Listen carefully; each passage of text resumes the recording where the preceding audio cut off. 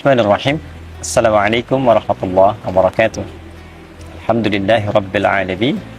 Wassalatu wassalamu ala rasulillahil karim, nabiyyina wa sayyidina Muhammadin al-amin wa ala alihi wa sahbihi ajma'in, wa ba'd. Saudara-saudariku, berjumpa kembali dalam kajian Aku Suka. Ayo kultum sejenak untuk berbuka. Semoga sampai detik ini kita senantiasa dinaungi oleh rahmat Allah Subhanahu wa taala yang menjadikan kita semakin bergembira dan semangat menunaikan ibadah puasa Ramadan, sekaligus mengisi setiap waktunya dengan meningkatkan berbagai macam amal soleh yang mampu kita optimalkan. Di atas semua itu, semoga Allah Subhanahu wa taala berkenan menerima seluruh rangkaian ibadah yang kita tunaikan setidaknya sampai detik ini. Teman-teman, di antara menu ibadah Ramadan ada yang diwajibkan fardu, ada yang disunnahkan, dituntun untuk memberikan kelengkapan, kemuliaan yang bisa kita raih, sekaligus tambahan pahala yang mampu kita dapatkan. Di antara ibadah sunnah itu adalah ibadah yang dikerjakan di waktu sahar, waktu singkat menjelang fajar. Kurang lebih kisaran 15-30 menit menjelang fajar.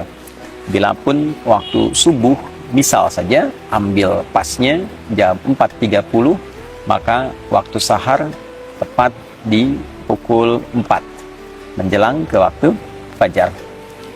Segala aktivitas yang dikerjakan di waktu sahar dinamakan dengan sahur. Selama ini kita terfokus pada satu ibadah yang pernah juga kita kaji dengan sangat mendalam, yaitu makan yang dilakukan di waktu sahar, sehingga disebut dengan makan sahur. Tasahharu fa inna fis sahuri barakah. Demikian tegas Nabi sallallahu alaihi wasallam, makan sahurlah Anda, karena di dalam makan sahur yang benar itu terdapat banyak sekali keberkahan, banyak sekali tambahan-tambahan kebaikan. Pada titik ini kita telah mengkaji dengan cukup detail insya Allah tentang makna sahar, tentang keberkahan di waktu sahur. Namun demikian, ada satu rahasia amalan yang kiranya jarang terungkap. Padahal amalan ini begitu penting, bukan hanya dapat mengantarkan kita pada cinta Allah Subhanahu wa taala, pada keridhaan Allah Subhanahu wa taala, pada rahmat dan surganya Allah Subhanahu wa taala. Lebih dari itu, saat kita di dunia, amalan ini bahkan dapat menghadirkan beragam jenis kemudahan dalam berkehidupan, baik itu rizki, kedamaian, ketenangan, hingga berbagai macam keringanan dalam beraktivitas dan solusi dari semua persoalan yang mungkin kita hadapi dalam berkehidupan. Teman-teman, amalan itu adalah istighfar. Amalan itu adalah istighfar. Di dalam Al-Quran ada beragam ayat yang kita dapat temukan yang menunjukkan amalan istighfar yang dikhususkan waktunya di waktu sahar. Jamak dari kata sahar adalah ashar. Kata ashar pertama kita temukan diantaranya dalam Al-Quran surah Ali Imran di ayat yang ke-17, ketika Allah Subhanahu wa ta'ala menyifati kalangan orang takwa. Jadi di ayat 15-nya kita mendapatkan sifat-sifat orang takwa. Qul a'unabbi'ukum bi khairin min dzalikum lilladzina taqaw inda rabbihim.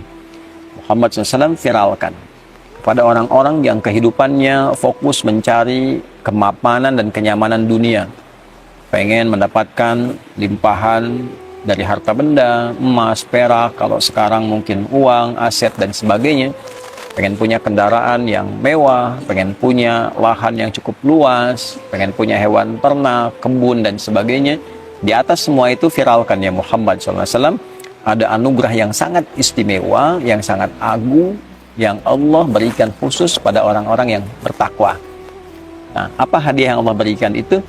Ya, ada jannah berupa surga yang dihiasi dengan keindahan yang sangat sempurna, pasangan-pasangan yang sangat serasi, dan yang paling tinggi adalah keridhaan Allah Subhanahu wa taala. Kalau Allah sudah ridho, semua akses dibuka, langit dan bumi dibuka.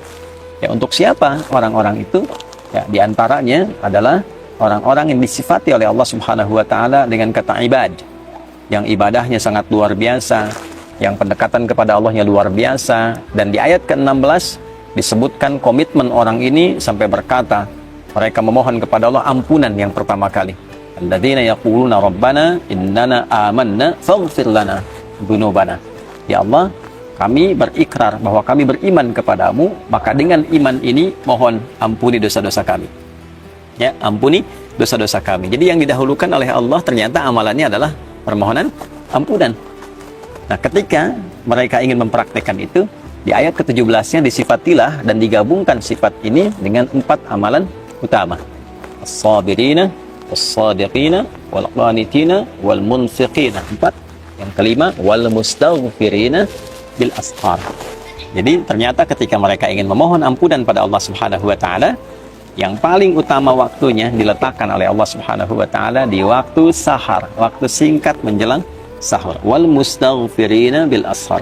Ada orang-orang takwa yang diantara agenda berkehidupan mereka khususkan waktu sahar itu sebagiannya untuk khusus memohon ampunan Allah Subhanahu wa taala. Mereka khusus untuk istighfar di dalamnya. Ya, bukankah puasa melatih kita untuk dapat meningkatkan takwa? Bukankah puasa mengajak kita untuk menjadi pribadi yang lebih bertakwa? Nah, di antara menu takwa itu salah satunya adalah memperbanyak istighfar. Di antara waktu istighfar yang paling baik itu adalah di waktu sahar. Orang yang memperbanyak istighfar di waktu sahar, maka oleh Allah disejajarkan dan diberikan ia satu kesamaan.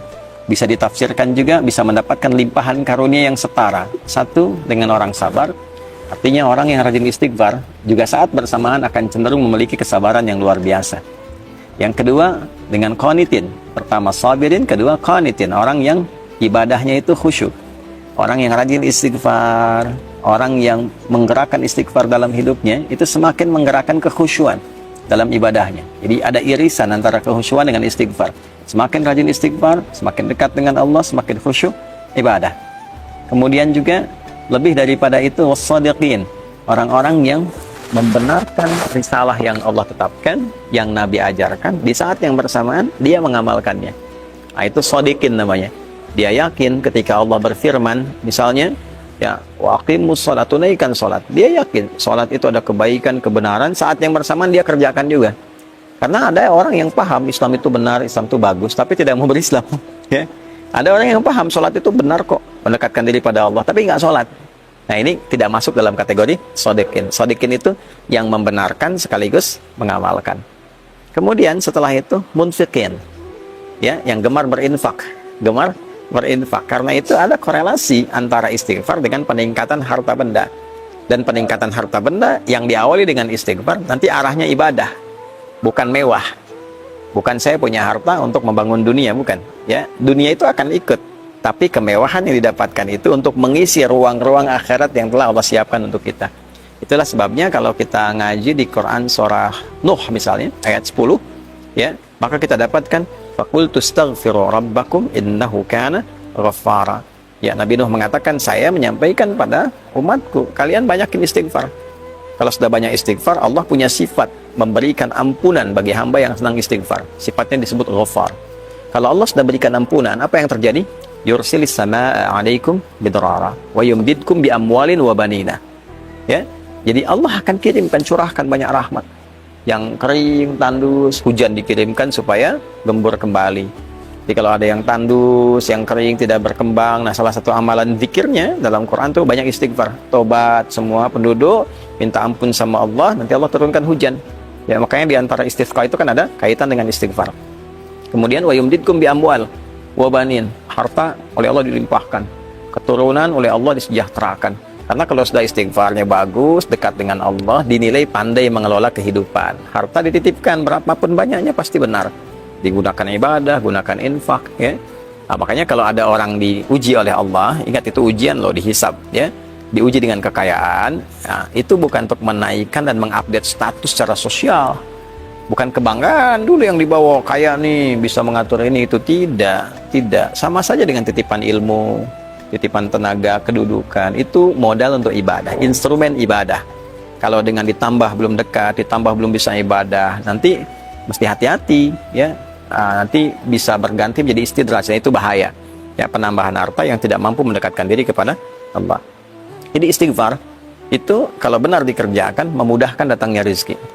Ya, mensejahterakan keluarga, wa anhar, punya aset yang baik-baik. Nah, maksudnya apa? Kalau sudah bisa itu kembali ke Ali Imran tadi, wal munfiqin, dia bisa infak dengan itu. Ya. Jadi istighfar yang kita kerjakan ternyata mendekatkan kita pada rahmat Allah, ampunan Allah, mendapatkan kemewahan hidup di dunia, mendamaikan suasana hati. Dan dikerjakannya kapan?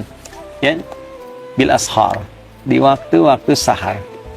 Kalau kita dapatkan itu di Quran surah ke-51 misalnya, ayat 18. Itu kan rangkaian dari 15 ke 18. 15-nya menunjuk amalan orang takwa. Innal muttaqina fi jannatin wa 'uyun, akhidhina ma atahum rabbuhum, ya, innahum kanu qabla dzalika muhsinin. Kanu qalila minal laili ma yahja'un, sampai 17. 18-nya wabil asharihum yastaghfirun. Sungguh kata Allah, ada orang takwa yang saat ke akhirat itu nanti tempatnya dia berada di taman surga yang indah sekali. Ya, mereka itu orang-orang ihsan saat di dunia. Ihsan itu menjadikan semua kegiatan sebagai ibadah. Di hadis Muslim nomor hadis ke-8, anta'budallaha ka'annaka tarah, fa illam takun tarahu fa innahu yarah. Engkau menjadikan semua kegiatan sebagai ibadah karena Allah.